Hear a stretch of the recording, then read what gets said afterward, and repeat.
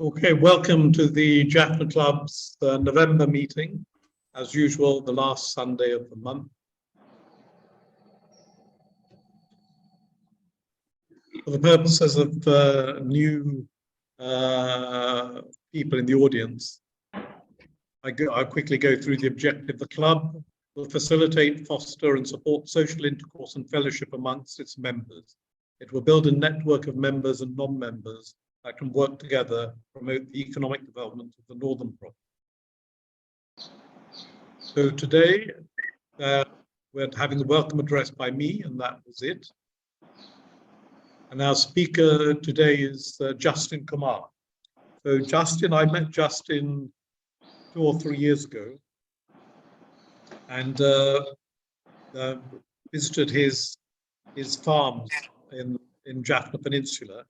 He will tell you more about them. But the thing I'm particularly impressed about with Justin is the military precision with which he's developed his farm. You should go and see how the mango trees are lined up in perfect order, mangoes and many other products. But in particular, in the last year, I think it's last year, Justin has taken over a sizable factory, which was built by another one of our members to do value addition. And people often say that North is missing a huge trick because it produces all the raw produce from vegetables and fruits to seafood, our fantastic seafood, and we just hand it over unprocessed, and we get the farmer's share, or the fisherman's share, which is always very small. So, again, what is the Jaffna Club for? The club's a catalyst to help people like us connect with each other, help people like us connect with the Northern entrepreneurs and business opportunities. And here, Justin provides an example to us and people who watch this recording of how value addition can be bring huge opportunities, income to the North. I'll quickly go through this list of speakers just so those who are watching the recording can see who we've had in the past.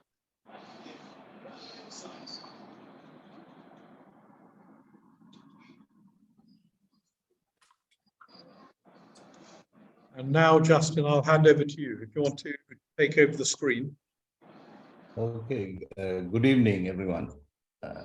So as Jagan explained, I wanted to do something in the North, especially, I guess North and East, you can say, but I am more involved in the North because most of my resources are available in the North because of where I was from. And so, after the war, I was looking at the right opportunity to do something there to not really help, but to do something sustainable. I mean, there were a lot of NGOs and different various people, individually or collectively, they were doing several things, but nothing was like on an industrial level or something that with the long-term planning. Everything was like just putting a bandage on the wound. So I was waiting for the right time, and then Corona gave me the time so I could step out of my day-to-day work and I could focus. So I took that opportunity when everyone was kind of locked up. I kind of like mobilized my team and I moved myself to the North. And I wanted to look at there were three different areas in Jaffna that were open for development opportunity. One is agriculture, and the second one is, I guess, fisheries, and third would be in education or anything based on IT or intellectual property.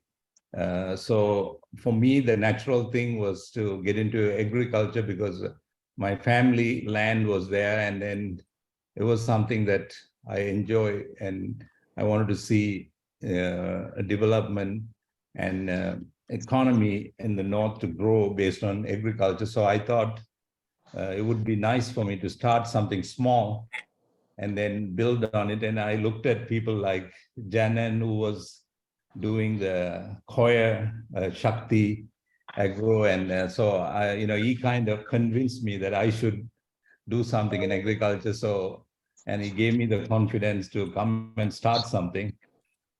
So then I started in 2019 in December. I think I went first to Jaffna to clean my land, and then the corona came, and then we spent a lot of our time, traveling back and forth. I'm living in Colombo, going back to Jaffna every week. Then it didn't work out. Then there was no place for me to stay, and most of the hotels were closed.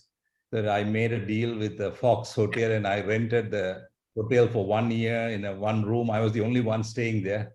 And basically I was based there on trying to develop the land, and I hired some people who can help me to clean the land. And basically 2020, I was just cleaning up and recruiting some people to work for me and build a team.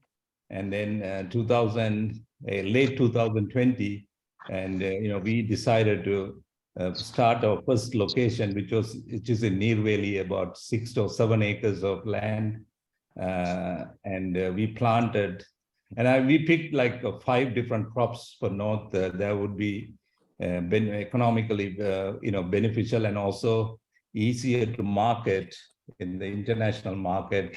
One being mango, the other one is turmeric, then cassava, and what do you call, chili. And these were the main crops that we wanted to focus. So accordingly, we were planted, and we selected a mango variety called TJC, and we planted about 6,000 mango trees now. Started in 2020, and we finished our planting by 2021 January. And then we started our first turmeric farm in 2021, and then we moved on to chili, and then now in cassava. So total now we have about 40 acres of farm, and these lands were previously all neglected and abandoned. Some are my family land, some are my friends who are now living overseas. They gave it to me on long-term lease. And one of the land was given to us by a temple in Mattuville on a long-term lease. So altogether, we have about 40 acres now. So the first step was done, and it was cleaning up and starting building a team in agriculture. Then the second step was, how do we market this product? How do we bring this to the market? So then we tried to work with the local supermarkets and the traditional methods of selling. It's not very good in Sri Lanka, especially the big supermarket players. They are not well organized. They don't have proper mechanism to collect our products, or they don't have a forward buying type of mechanism. And in agriculture, you can't do large scale agriculture without someone having a forward buying contracts. So we were like wasting a lot of our crops, because we were getting our harvest, we couldn't sell. And we have 1,000 kilos of banana, but they only want 100. And so it was tough. So then we decided, we need to find our own marketing channels and distribution. And so what I started as a small project, I knew I couldn't do it small. So I was looking for a place to warehouse it, process it, so I can do all the post-harvesting, preserve it, or add value to it, and package it so it can be a consumer form product. So we then decided to start a factory. So we were looking for a place, and then we ended up buying one of the factories, was Sale in Jaffna, and we converted that to a ISO 2000 food processing factory now. And then we brought in machineries and things from India and China. So mainly to take what we are growing and add value to it, or package it so it can be sold in overseas market as well as the local market. So that was last year we started, and so now the factory is also almost done. And then, so we are right now, we are at the agriculture level, we are employing about 40 to 50 full-time employees. And factory, we are going to employ another 20 or 30 people once it's fully running. So our initial goal was to, at least give 100 full-time employment. And so hopefully we are going to be achieving that by end of 2023. And then as the growth phase, which is next year, we are going to focus. Our growth is going to come from farmers, community-based. Example, we are going to engage with small farmers who are based around our factories and around our farms, who will supply us and become part of our supply chain. So where we would guide them, and some cases we are going to fund them.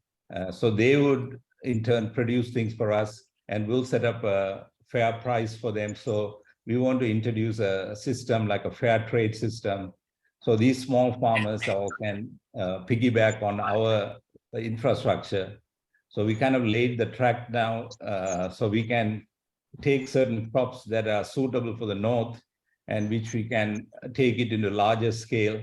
And now we are encouraging exporters who are exporting food product from Sri Lanka to get their brand manufactured in Jaffna. For example, there are factories in South, they need Jaffna chili powder, they need cassava chips.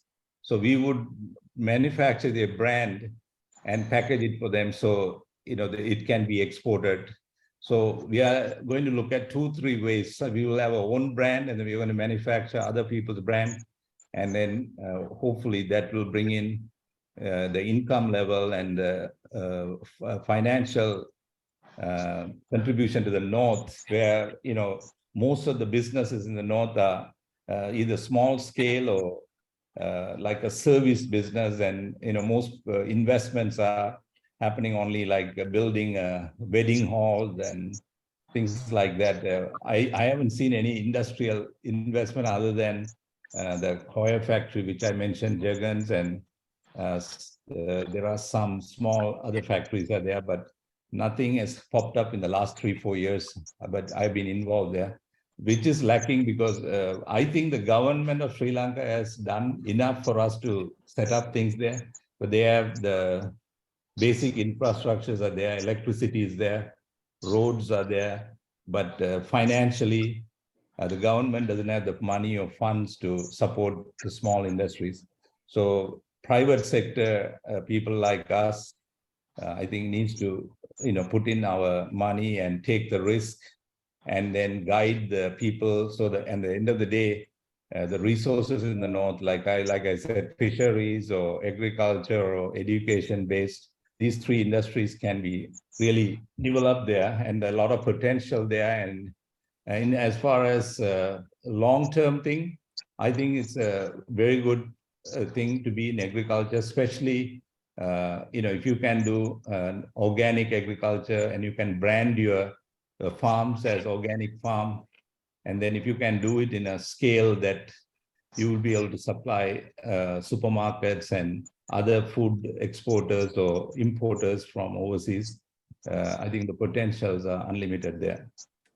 So I strongly encourage people, from other parts of the world, or people who have the resources, to come and look at North and see where they can invest. I think agriculture sector, there's a lot to develop there. And a lot of lands are underdeveloped in Jaffna. I think I would say 60% of the agriculture lands are still not cultivated, because most of the landowners are living overseas, and the people who are in agriculture, they don't have the land or the working capital to do any large-scale agriculture. So this is something I'm trying to help also, where I want to get some funding for them. So as long as someone has a small size land, we are going to help them to get the working capital. And then as long as they can supply to our requirements, then they can become part of our community-based farming, which my goal is to have at least about 20 farmers next year, with each one at least having 1 or 2 acres. So to add about another 20 to 40 acres of agriculture land to our project. So this is basically my story in a short format.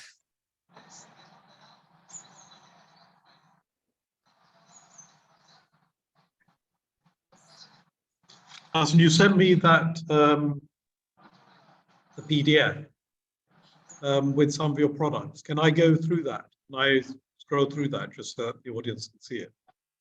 You want, I mean, you can put it on the screen. I don't have that on my computer right now. I have it. I'll put it on the screen. Yeah. Basically, those are the initial products we have started manufacturing.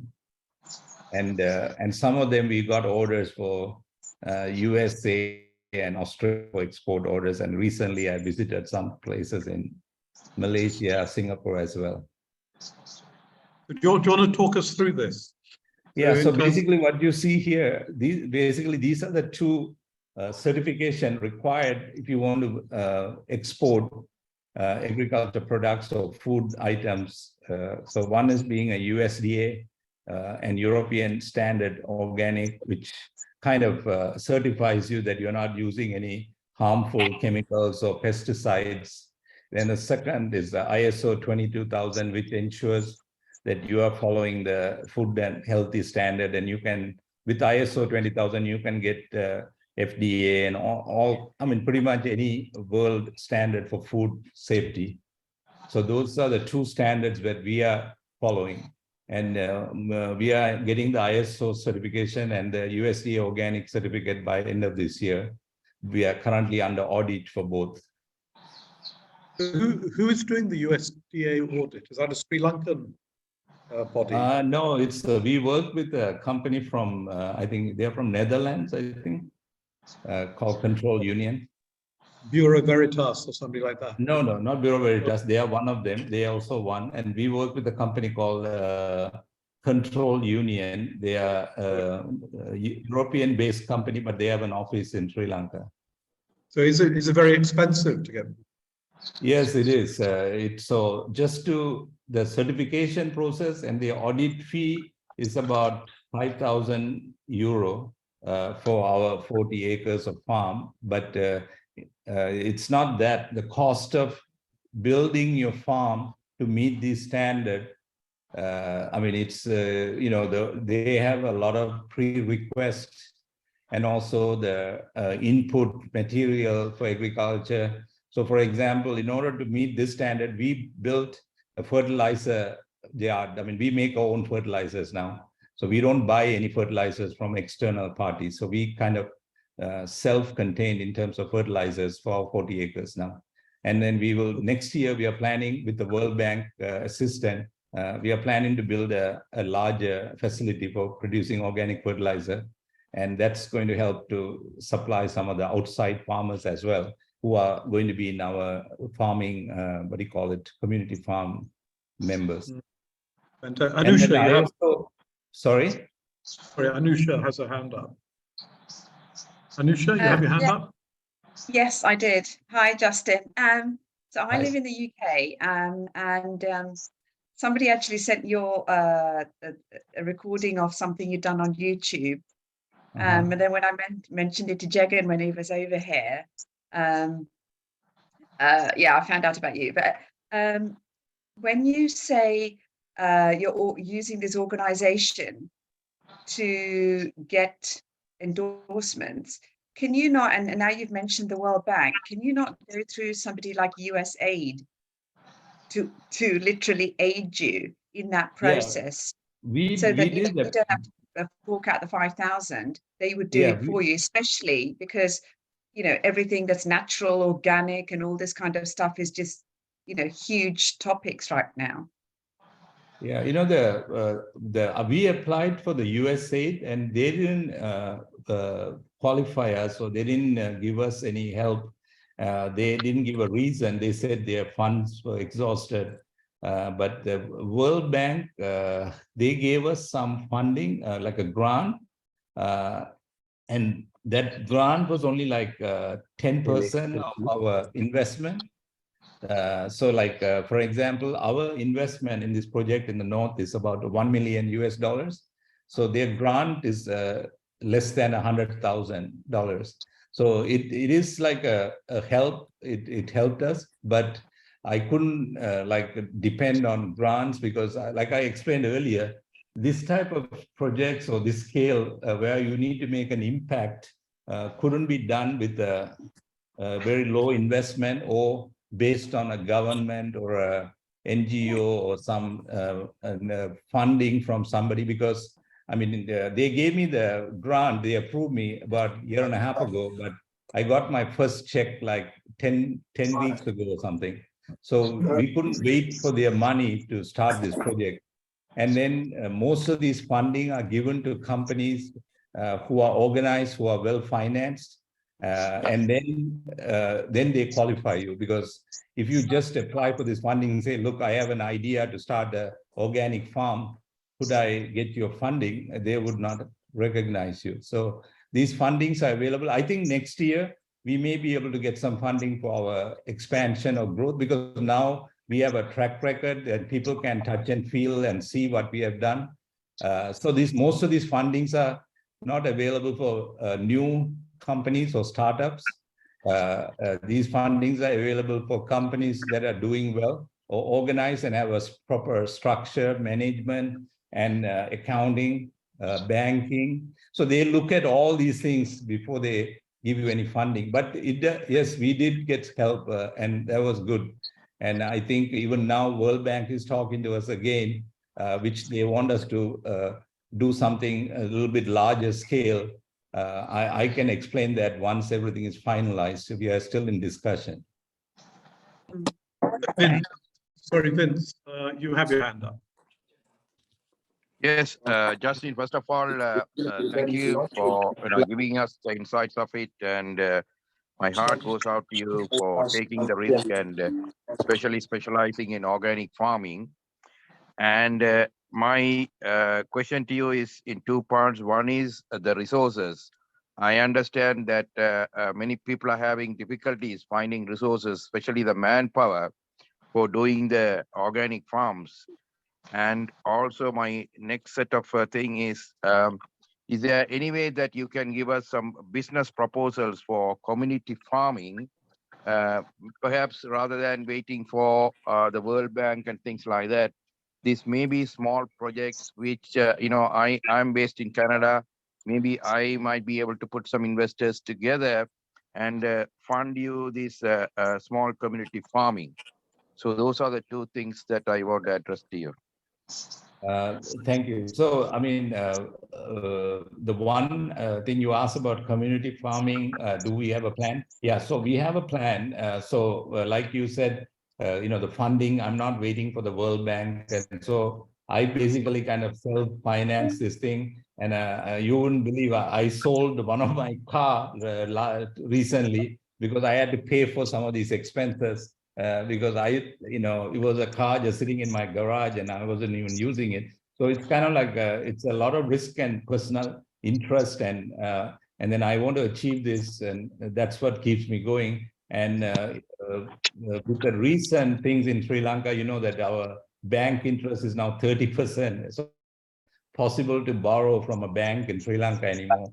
I mean, even if you want to buy a vehicle now, it's 32% interest. So it's very tough. So like you, one Christian organization also working with us now, what do you call it? World Vision. I don't know if you heard about World Vision. Yes. So we gave a proposal to them. I can give you the similar proposal. So what World Vision does is, whoever the farmers that we identify, and so normally my prerequest for a farmer is he must have his own land, and then he needs to kind of demonstrate that he can manage a small farm by himself, and then we look at their track records. Then once we qualify them, then we sign an agreement with the World Bank, not World Bank, World Vision. Then the World Vision gives them about 50% of their startup capital. So they helped me for about 2 farmers so far, and I'm just doing this like a pilot project, so I can kind of update you how that works and how it helps us. But the thing is, World Vision is not they don't 100% focus on north or the things that what we are doing. They are focused in many areas. So it would be good to see what you can do personally or with collectively with some friends. And we are happy to share with you. And if you have time or if you're planning to visit, it'll be good also for you to come and see firsthand and evaluate it for yourself before you guys get involved. That's great, Justin. Yes, I will be coming on the first week of March. So definitely I will come and see you. But in the meantime, I will get your details from Jagan and I'll connect with you. Send me a message and then I'll be in touch with you and I can share with you how we are working and what areas we need help. I mean, it's not only the money part, sometimes we need like knowledge-based help, like, for example, in Jaffna or in the northern province, we don't have a place to do a soil test, for example, or fertilizer analysis. Now, for example, like we are exporting some spices, so the European government needs a test report. So that to do this test, we had to bring everything all the way to Colombo and then pay like 40,000 rupees for one test to get for aflatoxin or some sort of a food analysis. So this microbiological test laboratory is something we can look at because there isn't anything available in the northern province or even in the Colombo or south. Privately, nothing is available. So all are done by some foreign companies and they charge an arm and a leg for a test. So that's those type of things, or people with agriculture background who have some knowledge. I'll be happy to, take their ideas and knowledge from other countries because which we lack here because our Sri Lankan agriculture department, it's in really bad shape. And, we can't tap into their resources because they don't know much. And then most of them are politically influenced and they don't really have a aim or, direction. So that would be another area, like people who are willing to come and spend a week or 2 weeks with us. And we can even provide them a place to stay in Jaffna, That's great, Justin, because I know a couple of PhDs who are my friends who are specialized in agriculture section. So I will put a team together and I will connect them with you.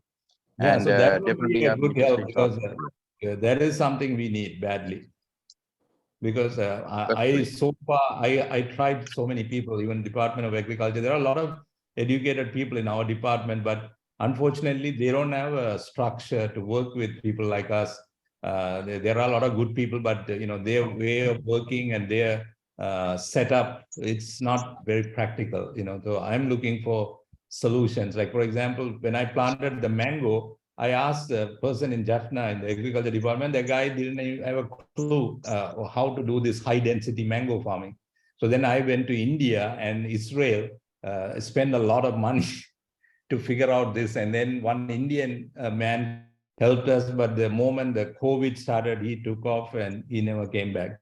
So right now, that side also is lacking because we don't have a proper, like I gave a soil test to a agriculture department laboratory. Those guys took 1 month to give me the report, and so we can't wait for 1 month to get a report on soil testing. I can bring it to Colombo and hand the samples in the morning, evening I can get a report, So that is area I think if you guys overseas can tap into some people who are retired or currently involved in agriculture in academic level or industrial level, we really need them badly. Great, thank you. Hi, Justin. My name is Sati. Hi. I live in Colombo and I have a 50-acre block in Jaffna. 50 acres, my God, Yeah. big. I have, it's 15 minutes from Jaffna town. And I have so far done, kept it organic and I have got cashew and coconut. Oh, okay. Where exactly your location? Which town? In a place called Ariale. Oh, cashew. You are growing in Jaffna? Yeah. Okay. I've got about but technically I'm doing hobby farming. Okay. I've got about 200 trees of cashew. Okay. How old are the trees? Some of the trees are about 10 years old, which we planted in 2012. Okay. So Is your other- soil is a sandy soil? Like, are you near the beach? yes, yes. Ah, okay, that's why. So, so we bring that cashew to Colombo and do stuff like that. But if you are willing to accept it or work on it, we can, if you are able to process it. So Cashew, we don't have any that processing plan at the moment, because there is. I'm surprised to hear, because most of the cashew is coming from Betiklo or Mana or that area, and this is the first time. But yeah, definitely give me a call. We can discuss. We have the space, we have the factory in Jaffna, we have the facility to do packaging, roasting, those kind of things. So it should be fairly easy for us to. another product which I actually explored in Thailand is coconut chips, Right. which is quite popular up there.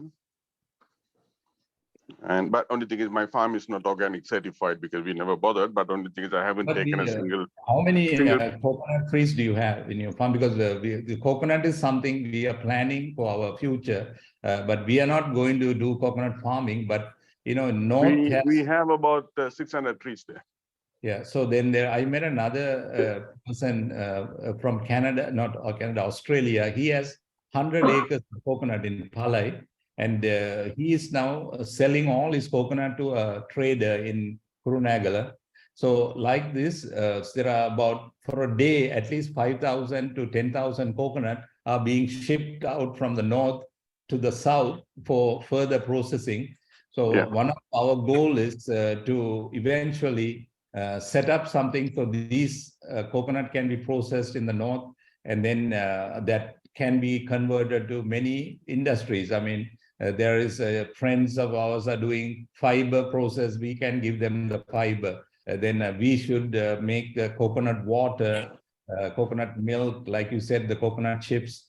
So many things can be made with coconut. But and getting your farm organically certified, it can be done, provided you guys make the commitment to stop using chemicals. We still haven't taken a single bag of chemical through the gate. That's what I am controlling. So we can do that. Then it's a matter of going and doing some soil testing, and then bringing an audit firm to audit your farm. Fine, let's catch up together. And do you live in Colombo? Yeah, I live in Colombo. So you get my number if you want to note it down. Sorry, this is just out of it. Are you connected with Lalan business? Yeah. Are you in Biagama zone? Yeah, I have a factory in Katunayaka zone. Biagama is our glove factory. Okay, because I bought one of your factory in Biagama zone sometime back, ex-Lalan factory. Oh, I see. You bought the factory? Yeah. It was sometime back, yeah. Okay, let's catch up together. Jagan, can you please connect that phone numbers? Yeah, I'll distribute Justin's email and phone number. Thank you. Thank you, Justin. Great. Now, Justin, I'm going to page through your PDF. Okay, so there's someone else have their hands up. No, Vince, your hand is up. Have you finished? Oh, sorry, I'll take it up. I'm finished with that. Yeah, sorry about that. Jagan, I have two questions. Vasi. Hi, Vasi. Yes. Now, Justin, sorry, I couldn't catch up with you in Australia. I mean, based in Sydney, right? But the thing is, there's a lady in Kidinochu who's processing kaju, right? Okay. I think Mr. Satyendra, the gentleman who spoke before, can work with her to see how you can all work together to sort of a process and also export, right? She has some strong contact. Sure. Okay, right? Please share that her contact. I will definitely do that. And also there's a demand for 600,000 coconuts every month from Colombo, right? But the point is, Justin, I think it's better to value at the north than sending it to Colombo, right? No. I don't know about, but I know for a day, this is only from people that I know. These guys are all shipping about 15,000 coconuts a day from the north to the south. It's because they have no industry in the north, because they have no choice. They have to sell it to somebody, right? So unless we invest in the north and build these factories, because these coconut farming farmers are they are not interested in setting up factories because most of them are living abroad. So these guys own the coconut farm, they own the trees, they have someone to look after them, but Yes. they are waiting for someone like us who are based in Sri Lanka to start something. Yep. I know Jagan has a factory in Jaffna, in Yakachi. He's doing fiber. So like Jagan, we need other coconut like for value addition, like Not Jagan, you're talking about Raj Janan, is it? Janet, Not Janet. Janan, sorry. Janan. All right. So Justin, I'll be coming to Sri Lanka on the 3rd of December. That's next month. Mhm. So through Jagan, we try to catch up and talk about these things. All right. Yeah, come because I am very interested because I have done my personal level so much, but I need other people also either to work with me or work individually where we can collaborate, Justin, firstly, I think one thing I did mention is you have done a great job so far, right? Very impressive. I want to congratulate you and encourage you to have a long run, right? No, I am committed. We have done well in our, I brought certain business to the rubber industry to Sri Lanka. I was in Malaysia. I came and joined with the company here. And then now we are the first company to export organic rubber products. Now we are exporting to USA, Canada, Germany, to many industries from organic rubber, So Yep. like that, there are a lot of there are niche markets. I want to focus on niche products, not Yes. focus on this commodity, Yes. Now tell me, who is doing your accounting and is it up to date? My accounting, I have my own guys, accountants. So yeah, it is up to date. Right. Okay. Anyway, when we catch up, when I put my face to you, we'll talk about things. Maybe through Jagan, we'll do all those things. Well done, Justin, and good luck to you. All right. Thank you. Thank you. Thank you. Okay, Justin, so shall I move forward? Yeah, sorry, we had to cut short. So basically, like here, this slide, what is, everyone is doing agriculture. So we wanted to have something unique and different. Most of the spices and food, it loses its nutrients and values when you heat them up, overheat them, or you, like for example, you leave it in the hot sun, like typically or chili or turmeric in India, and traditionally they sun dry them. So, but if you process them indoor and at low temperature drying, you can enhance their flavor and maintain and retain the essential oils, colors. So that is one of our thing. Other than being organic, we want to do low temperature drying, and then healthy and safety food handling, so the aflatoxins are not growing in the food product. And then when we grind it for spices, for example, we brought in some low temperature grinders, which is running cool by chill water or liquid nitrogen. So our turmeric and chili powder, we grind them in -100 degree temperature. So those are some of the techniques that we are using in our production as well. So we are not following the typical traditional methods, Then go to the next slide. This one or this one?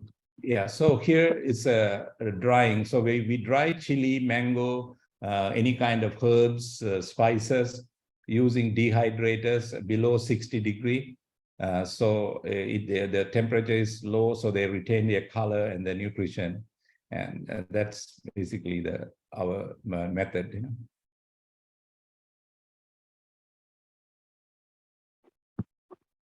Can you go to the next slide?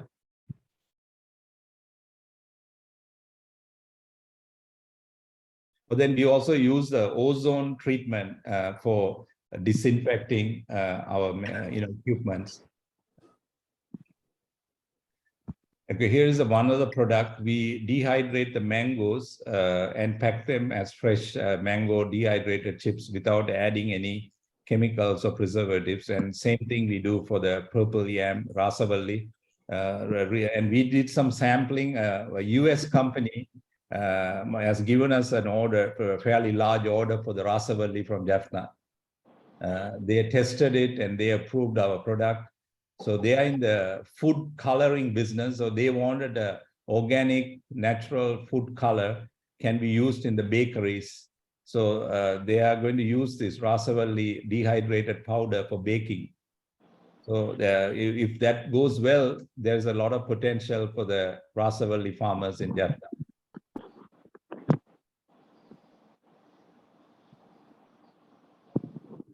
And here's the red rice. This is typically, we don't have any paddy farming, but I work with about 20 different farmers in Klinochi, and we basically buy the paddy and process in our factory and make this string of rice flour.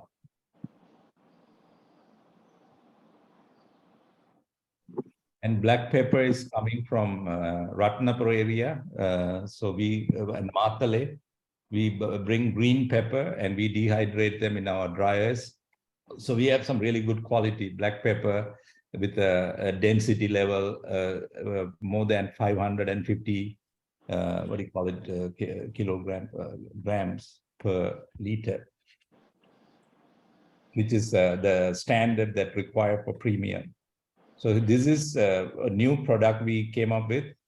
We make a powder with green chili. We basically dehydrate the green chili without stems or seeds. And then we grind them into powder or flakes. This is, we are trying with Thai style cooking and blending with spices for pasta, pizza toppings. So this is something new we are experimenting.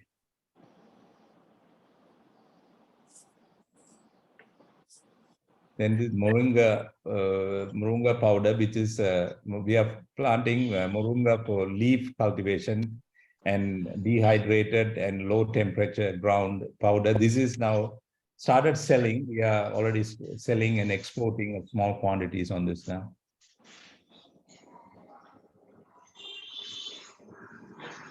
And chili. So this chili is something, in Sri Lanka, we consume a lot of chili. At the moment, 95% of the chili we consume are from India. So when I started, I decided I want to do chili powder, Jaffna chili powder, but only with our own chili, what we grow in our own farm. So we make chili powder, chili flakes, curry powder with 100% Jaffna grown chilies. So that is the difference between us and most of the chili powder you buy in Canada, USA, from all these Sri Lankan shops or grocery stores. All are Indian product, but they call it Jaffna curry powder, you know.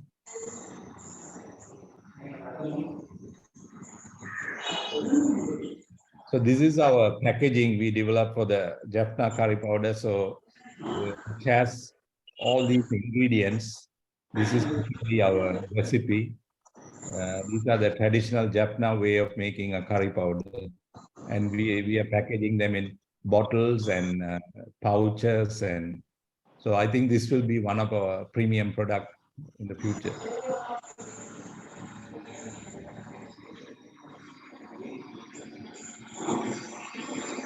The next one is turmeric. So turmeric again, we are the first one to grow turmeric in the north in large scale. Last year we did about 3 acres, and this year we are doing a little bit more than that. And we are waiting for the organic certification. Once we get the organic USDA certified turmeric, I think there'll be a lot of export requirements for this. International market, there's a huge demand for organic turmeric. Sorry, could everyone mute themselves? Anusha, you had your hand up. No, it's okay. So I need to say that, yeah, I can hear background noise. So I was just wondering whether you can point out that people need to mute themselves.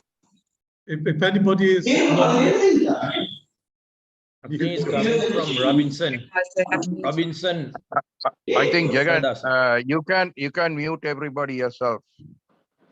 Can I? All right. Anyway, I've muted Prashant then. That seems to have done the trick. Thank you. Sorry. Okay. So basically, the turmeric is a product that we want to promote as organic turmeric, and again grows in the north and grows very well in Jaffna red soil. And we had very good harvest last year, and you know, Sri Lanka turmeric prices were so high last year, and we did really good.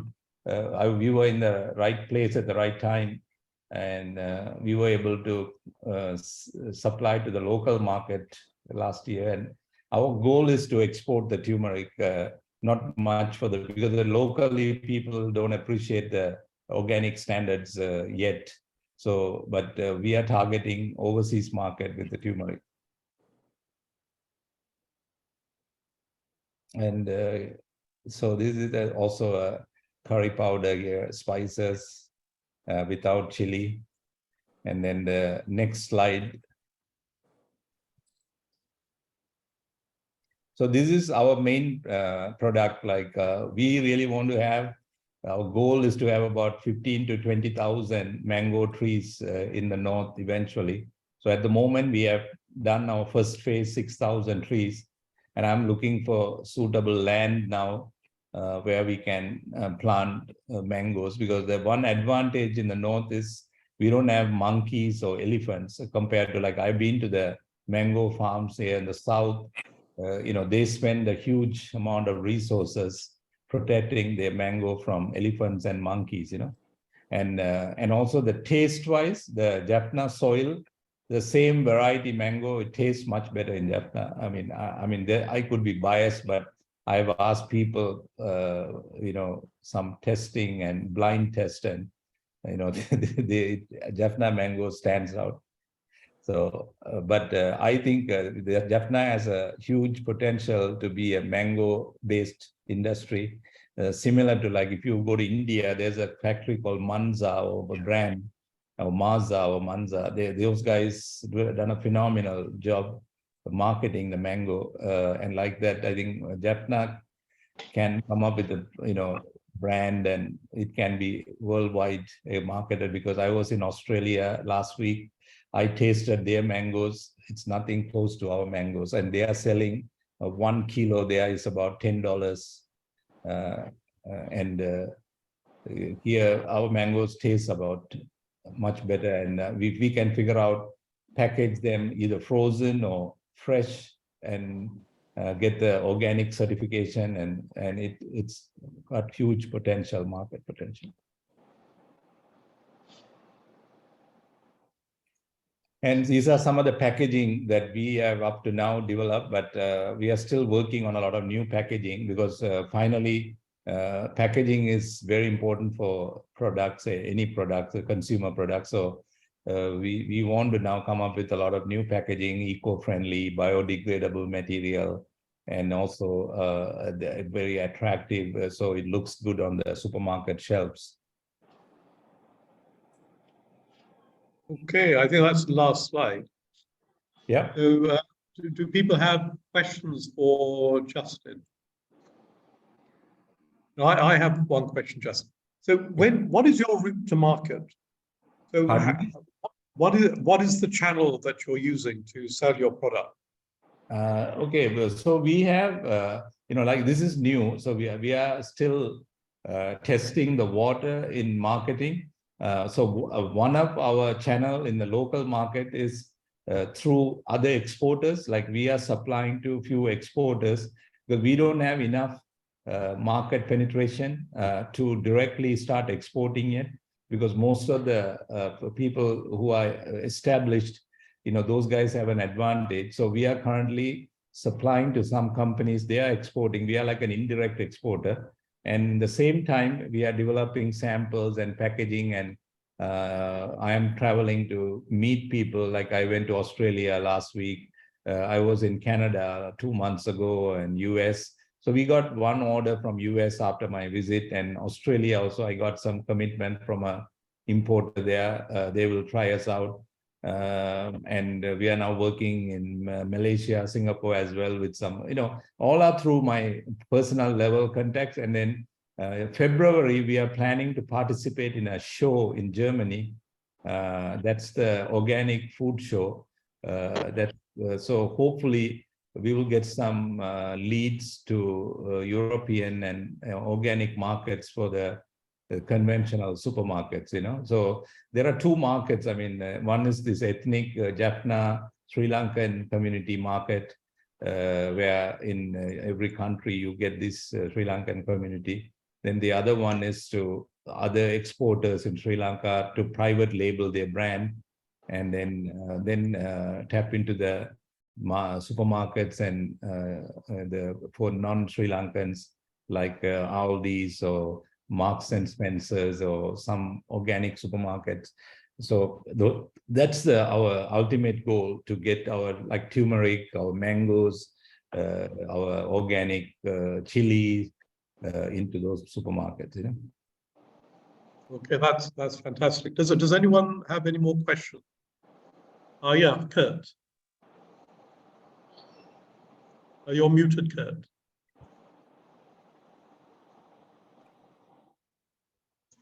Yeah, Justin, quite very impressive.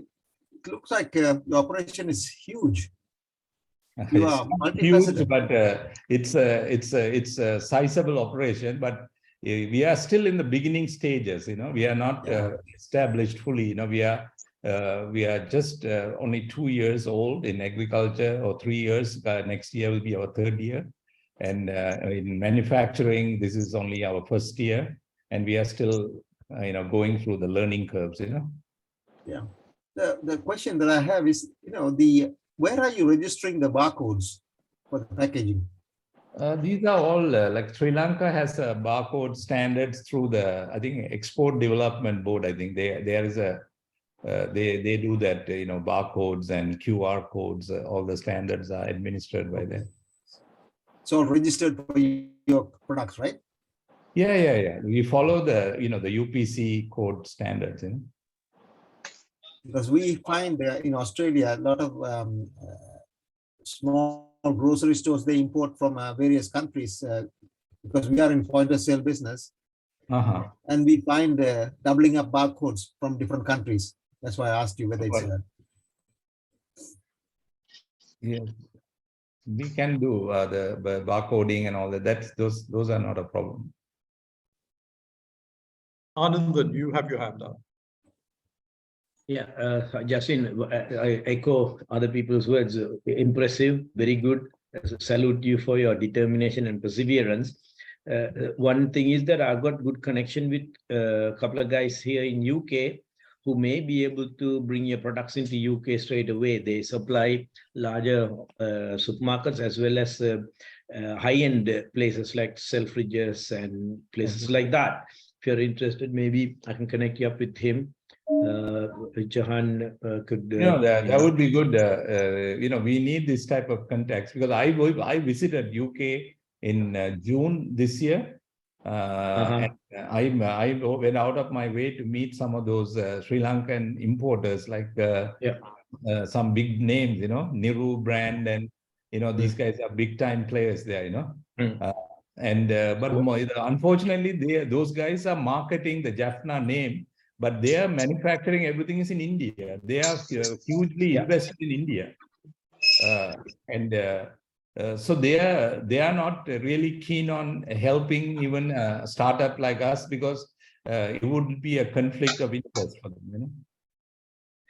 No, we definitely will help you. I know, but I'm just telling you, I had some meetings with some people, Canada and England, and both had the huge Sri Lankan Tamil, especially Jaffna community, and some of them in Canada were initially those supermarkets were supplied by the LTT those days. Then when LTT disappeared, these people took over by default, and they were either working for LTT or part of them or whatever. Then now these guys are differentiating them as, I have my farm in India. They are very much an Indian agriculture product labeled as Jaffna product, And then they are selling to the Jaffna community, talking about the Jaffna sentiment and Tamil sentiment.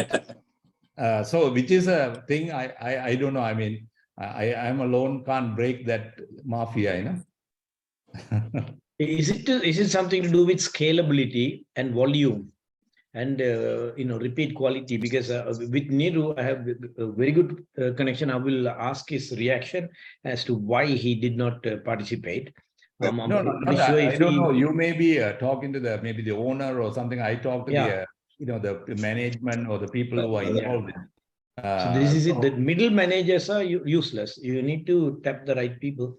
Anyway, I don't want to continue. I will get you the. It will be good. I want to work with anybody. My goal is to give employment in Jaffna. You know. Same, similar. Thank you. Salute you. Jaffna Club and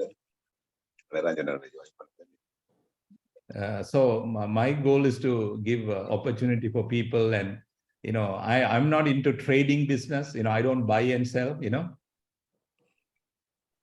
Hello. Justin, I Satyendra again, and as everybody said, salute you, and your effort is great. And yes, what you're saying is value addition is important. Yes, value addition. My goal is minimum 70% should be under our control. The 30% let's see how we can work together, because I've been also looking at intercropping, because I have all the infrastructure in the farm or in the estate, and then stuff like that, so that creating employment is something which I think everybody in this Jaffna Club crave for. So well done. I have done the same similar thing in here. What we did to rubber industry. You mentioned Lalan. You know the background of Lalan industry. Yeah. It's a small family business. Now we.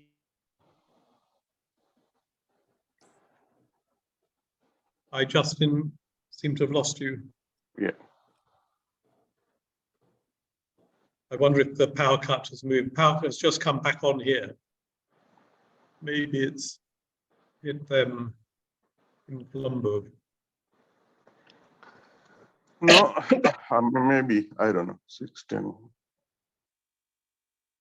Okay, what I'm doing, if Justin comes back in the next couple of minutes, if Sean asks your question, then Anusha, and then we'll wind up. If Justin doesn't come back, then I will send his contact details to everybody when I circulate the recording, which will probably be in a couple of hours' time. It takes. Yeah. Okay. Thanks, Chicken. Yeah. Just a thought, really.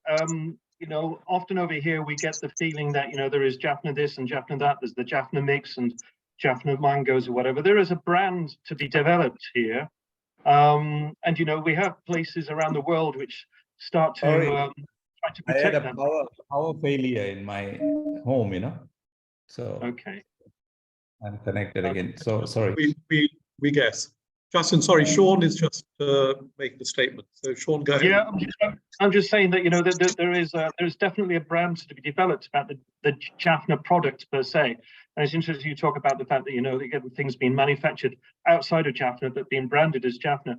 Maybe somewhere along the line there ought to be some way of being able to develop that brand and bring it to the fore by trying to protect it. And even in the process of doing that, you're actually bringing attention to the brand itself in the same way as not necessarily the same as champagne or whatever, but you can see where I'm coming from with this, hopefully.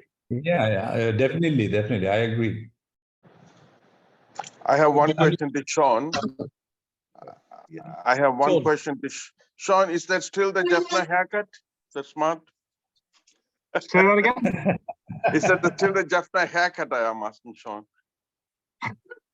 Yeah, I put a Facebook post. Sean, yeah. Just okay, making some like comment. It's been cut since, but I did ask my barber to do it the same way. So I'm actually been accused here of faking a Jaffna brand already. Oh, that's what I said. Sorry, Justin. You can. Now, shall we do the last question from Anusha, and then probably we can wind up unless Justin wants to make a closing statement. Anusha, go ahead. Yeah, no, I'm going to go backwards now. I was actually going to comment on what Arnold said earlier, but on Sean, yeah, developing a Jaffna brand, because, you know, for example, Moroccan argan oil, that's huge here, and it's you know, expensive, and they do put the term Moroccan, and so although this is not country specific, I think, yeah, using the Jaffna brand is really good. I was just going to connect with Arnold, because you said there was nobody else here in the UK. I don't know where Arnold is, but I would definitely second what he's saying, that rather than go to Justin, like rather than go to places like Aldi, I think the places where you would get the more educated, discerning, health orientated shopper would be places like Waitrose, Marks and Spencer, possibly, even though they would insist on putting their own brand on it, or Selfridges or Harrods. So yeah, you know, yeah, I agree, but I just mentioned all these as an example, but that's not what I meant. I mean, there are a lot of premium supermarkets we can go. The ultimate goal is to have a brand like you guys are saying, Jaffna brand, and also we need to back up our brand with certifications and standards so we can exceed and meet the standards of international food requirements, you know. So that's our ultimate goal. But, you know, it's a tough ask, you know, these cannot be achieved overnight, you know. So it takes time and a lot of effort and money, branding, you know, because branding is very expensive, you know. Yeah, I mean, yeah, but, you know, like everyone else has said, and which I echo, you've done amazingly well in just 2 years. That's just awesome. Yeah, I mean, this is, you know, but this is one myself. I mean, there are a lot can be done if we can collaborate, because one cannot do much, you know, we can do a little, but by resources and the knowledge all of you have, it can be multiplied, you know, and it's very good that you guys meet like this. And I wish I joined frequently, but because I'm so busy with my agriculture and my job and my family, and I hardly have any time. I work 7 days a week, you know. Yeah. Sorry, Anand, you have your hand up. Yeah. Yeah, picking up on what Anish said, we do have connectivity with Selfridges and Holland and Barrett's in UK. We have some connectivity with the Whole Foods. So Holland and Barrett would be ideal person for Murunga. Yeah. Yeah, so you know, music to our ears. Justin, thank you, Jahan, for organizing. We'll do some connectivity and work behind. I mean, one of the beauties of this club is we have connections in the most unexpected. Anand has surprised me a couple of times in who he knows, including setting up dance tuition for some kids here who otherwise would be running around, running amok. Yeah. So I'm going to wind this up now. Alexandra has something urgent to say. In terms of, I just want to thank Justin. I've known Justin for a couple of years, and I first met him when he was squatting at the Fox Resort for 1 year. I didn't realize he had a 1 year deal there. And I was very lucky that I met him. So thank you very much, Justin, for your presentation today, and also for what you're doing in Jaffna. And hey, thank you guys.